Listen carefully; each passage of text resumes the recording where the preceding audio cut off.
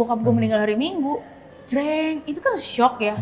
Gue harus mandiin jenazahnya bokap gue karena bokap gue dikuburinnya dengan cara Islam padahal dia Buddha, nyokap gue Katolik gitu loh. Jadi gue yang kayak, nih apa nih, nggak ada yang nge-briefing gue gitu kan. Nah gue tuh takut banget dengan support system gue yang runtuh. Gue tuh takut banget gue menjadi salah satu orang yang masuk ke dunia gelap itu. Jujur, gue bukan keluarga kaya. We cannot afford any of that. I wanted to die that. Gue setakut di itu fase gitu. Di fase itu, di saat gue sendiri, gampang banget nih ada Metro Mini lewat, gue tinggal jeruk bisa gitu. Meninggal agak mendadak karena kita nggak ada yang tahu ternyata dia tuh pankreas dan livernya tuh udah komplikasi. Kenapa kita nggak ada yang tahu? Karena beliau hidup sendiri. Nyokap gue udah pisah. Gue tinggal sama nyokap. Nyokap gue di saat yang sama, di tahun yang sama, tahun 95 itu baru berangkat. Jadi bokap tuh meninggalnya hari Minggu. Tanggal 7 itu, 7 Mei. Kalau nggak salah 7 Mei itu. 7 apa 5 Mei ya, 7 Mei. Tapi hari Minggu itu kan mundur berapa hari sebelumnya, which is hari Rabu. Nyokap gue baru berangkat dari Cengkareng ke Manila S2. Beasiswa. Jadi gue lagi ditinggal sama nyokap gue, seorang 13 tahun.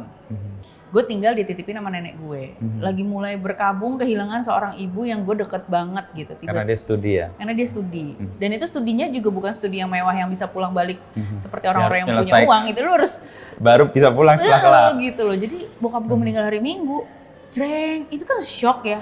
Gue harus mandiin jenazahnya bokap gue karena bokap gue dikuburinnya dengan cara Islam padahal dia Buddha, nyokap gue Katolik gitu loh. Jadi gue yang kayak, nih apa nih, nggak ada yang nge-briefing gue gitu kan. Jadi pokoknya gue shock banget dan gue baru bisa ngobrolin tuh setelah sekian lama gitu loh. Karena ini gue proses penerimaannya panjang. Terlalu aneh untuk bisa gue proses saat itu. Jadi segala macam harus gue selesaikan sendiri. Dan nyokap gue baru bisa pulang tuh setelah 3 bulan atau 4 bulan setelah bokap gue meninggal. Dan baru ada buat gue untuk memproses bersama sama gue, dan gue nggak berani proses itu sebelum nyokap gue pulang gitu loh, karena kan gue melihat dunia itu lewat kacamata nyokap gue gitu. Jadi itu tuh gue diem gitu loh, gue nggak bisa nangis gitu karena gue terlalu takut untuk memproses lah gitu loh. Dan itu terjadi 95, gue 13 tahun nih, gue belum jadi apa-apa, gue belum jadi gadis sampul. Di situ gue takut banget. Itu zaman Jakarta itu semua orang tuh lagi banyak banget ngedrug semua. Ya, di era itu zaman ya. orang pada rehab, zaman kakak kelas gue ada yang mutau gitu-gitu loh, apalah jenis-jenisnya. Iya, itulah. Ada yang pil-pil apa tuh yang bikin orang ngiler-ngiler di mikrolet gitu. Nah, gue tuh takut banget dengan support system gue yang runtuh. Gue tuh takut banget gue menjadi salah satu orang yang masuk ke dunia gelap itu. Jujur, gue bukan keluarga kaya. We cannot afford any of that. Gue kalau cuma nyusahin keluarga, masalah gue juga nggak kelar. Gue cuma nambahin masalah. I wanted to die that.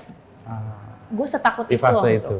Di fase itu, di saat gue sendiri. Gue kan dulu masih naik kendaraan umum kan. Jadi banyak tuh momennya gue sendiri di kendaraan umum ngelamun gitu kan nih.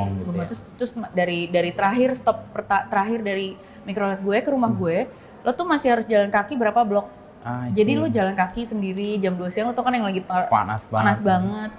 Terus yang lo bener-bener ngerasa sendirian banget. Ngelangut gitu ya pikiran. Dan buat orang, gue ngerasa buat anak sekecil itu sih, aduh gue gak pengen itu terjadi sama anak manapun gitu ya. It's tough, it's very scary, takut banget. Dan gue tuh tiba-tiba denger ada tante gue yang dari bokap gue bilang gini, Dian, kamu nih lagi yang a lot of pressure katanya. Hidup tuh lagi nggak gampang buat kamu gitu loh. Bapak kamu udah nggak ada, mama kamu lagi nggak ada lagi gitu kan. Jadi ini tuh, tapi kamu harus tahu kalau lagi under pressure tuh ada 2 pilihan. Kalau batu karbon, kamu bisa jadi abu yang hancur, tapi kamu juga bisa jadi berlian. Yang ditempa itu yang ditempa. Karena berlian itu hanya keluar dari batu karbon gitu loh. Tapi dia baru bisa jadi berlian tuh setelah melewati segitu macam tekanan dan suhu tinggi segala macam.